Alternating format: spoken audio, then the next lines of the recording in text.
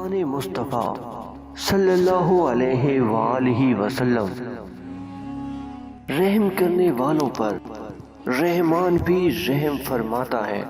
تم زمین والوں پر رحم کرو، آسمان والا یعنی اللہ تعالی تم پر رحم فرمائے گا۔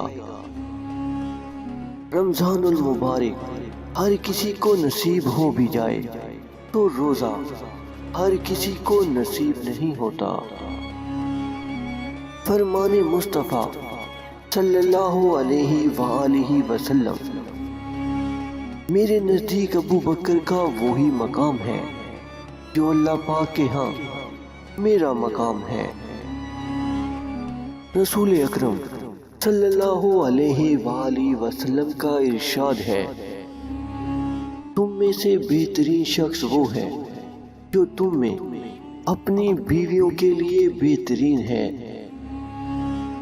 مرد میں دین ہوگا تو گھر میں دین آئے گا، اور اگر عورت میں دین ہوگا تو نسلوں میں دین آئے گا۔